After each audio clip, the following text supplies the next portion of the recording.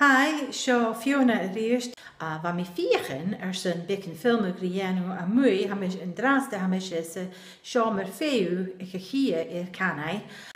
Agus wa mi faighinn sy'n bicin film grienw a mwy yn draste ach yn rwlacher ach sy'n mar a hai nŵr a har ffwydach yn yr atse colachri Chanaidh. Eilean big boioch ach Oedenen by a caran gwych agus chanelach o bries y fai ach cwyw fiach I mi.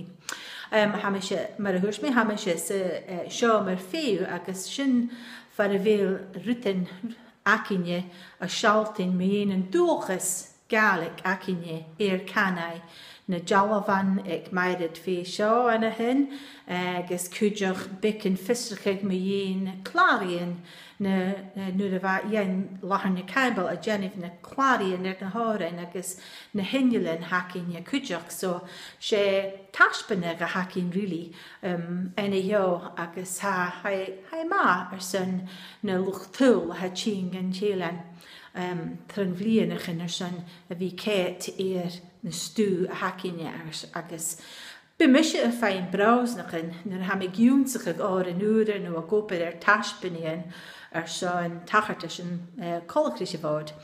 Bimmisje a faighinn browsnach yn van Eilean yn y hio. Cet amachas yn nuniac agus fi a cet y bhúd agus na biantan agus na bioichin as a chulacal agus hai uwasach ma nhw'n faighinn deiseil sy'n tachart sy'n mar a fod sy'n fi cet amachas yn nuniac agus a faighinn bheag really hyf na rúten cruachol ach cwyw hamis féf yn draste sy'n am bat-aiseig agus han lysam hai chin has ach a féim ac yn an bat-aiseig so hig me asgeif nyr a hig se. Seo am Bata chin Loch Nevis Calmac agus siachgan in dhiubh mis adol an aiseig sin sy'n sbleid gan y fod.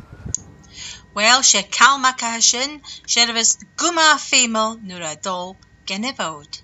Tappa léise.